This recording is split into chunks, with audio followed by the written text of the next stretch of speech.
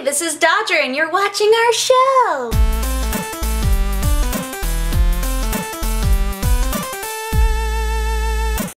I have cats all over my sweater right now, and all over my life right now. Speaking of cats, actually I have like a little scratch right here because my cats like to be on my desk and I don't like them to be on my desk, and Sherlock jumped up and was like, "Hey, what are you doing? You want to hang out?" And I was like, "I'm sorry, honey, I have to edit." And I went to throw him off of my desk and he just like attached to my face. If I'm going, I'm taking you with me. Fine, Sherlock. Damn, God. First piece of news today is about the Battlefield 4 patch, which finally happened on all of the different consoles. The last one to be patched was the Xbox One. Now, this game has been out for a month, and there have been some pretty serious issues with it. Not only just the fact that like some multiplayer maps were completely unplayable, but also issues like corrupted file saves that have been going on for a month now, a one-hit kill bug, which I was like, really, was anybody really upset about that except the people that were being shot? But it's now fixed on PC, PS4, and Xbox One, so it's no longer an issue, but for Xbox One users it took the longest. One-hit kill bug, how does that happen?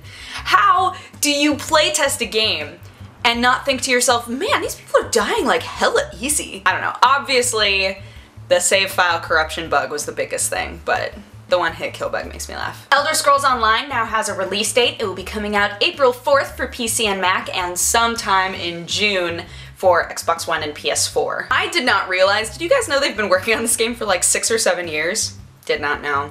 I did know that it's the first MMO in the franchise, which doesn't really surprise me. I mean, they've had like a system. You know, they've had a system that works, and now they're branching out.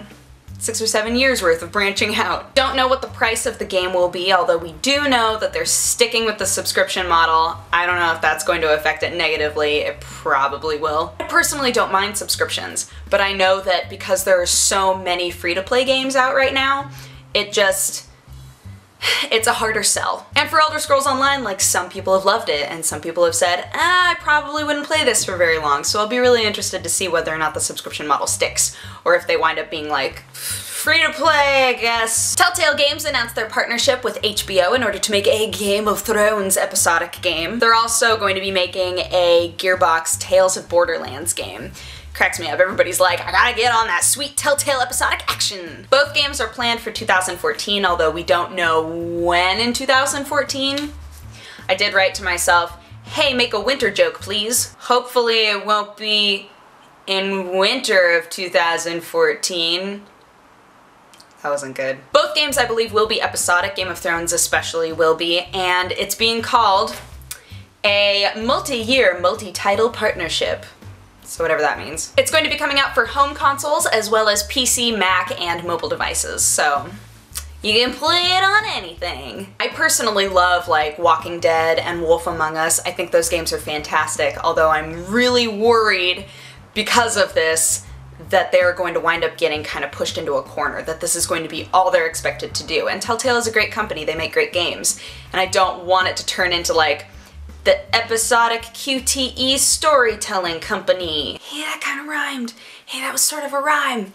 Let's move on. The free-to-play Soul Calibur game has been pushed to 2014. It was supposed to come out, I think, in winter 2013, so they're not pushing it all that much. But what I think is funny is I don't know that most people know that this game exists. Like, as somebody who really likes Soul Calibur, if not for the fact that I just kind of sit around and read articles all day, I wouldn't know. Like, I wouldn't know about this game. The game is called Soul Calibur Lost Swords, and I think we only have 3 characters confirmed. I think it's Siegfried, Sophitia, and Mitsurugi.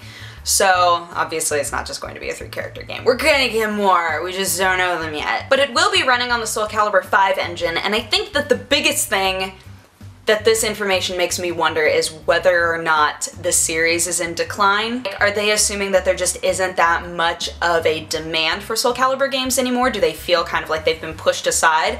Because typically, you make a free-to-play game that's in line with a different franchise or a different series in order to get newer players interested, because if it's free, it's like, well, I might as well try it out, right?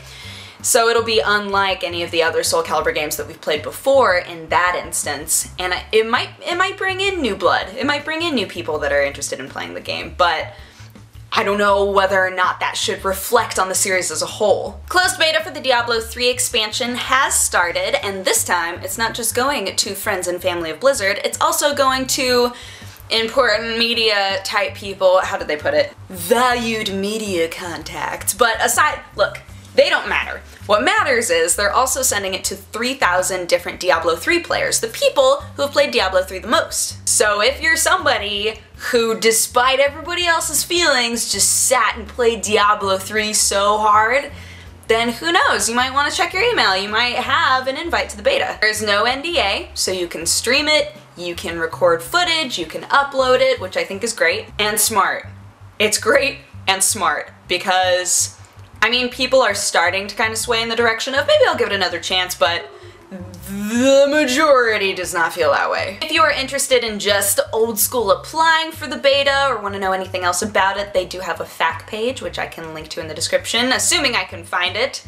Blizzard is usually pretty easy to navigate, but like the most important element is that there's a process for importing your character that you need to know about, and apparently that is also on the FAQ page, so there it is. As a final bit of news, the Steam operating system is now available to download for free. For any of you who don't know about it, it's like part of their whole initiative to bring Steam to the living room. So they've got, you know, their controller, they've got the Steam box, they've got SteamOS, just all of these things that are made to import your Steam library to your TV. Then you can just play it in your living room. It's a custom Linux operating system, and speaking of FAQ, there is a FAQ for how to utilize this and figure out how to incorporate it into your TV or what have you. On Friday, Steam also sent their Steam machines to the 300 beta participants, so again, remember, if you're part of that, you might have a cool little badge on your profile. It's like, yo, I'm a beta participant, and then everybody will be like, oh my god. But in all seriousness, I'm actually really excited to see how people respond to it, because, I don't know, to me it still seems like such a waste of time. Like, if I'm being perfectly honest, like the idea of just, I'm gonna go through all of this hassle to import my Steam library and be able to play it on my couch instead of at my computer, like it just doesn't seem worth it. But that doesn't mean that I am discarding it completely. I'm fully waiting around, waiting to see if people love it and if people actually use it, so it'll be good to know. Anywho, that is my show. Thank you so much for watching. If you have a positive or a negative response, feel free to leave it in my comment section. And if you would like to have coffee with me, you can click wherever I put the annotation and it'll take you to my other channel. But otherwise, I hope you guys had like an amazing week, and I'll like talk to you again next Saturday. Okay, bye.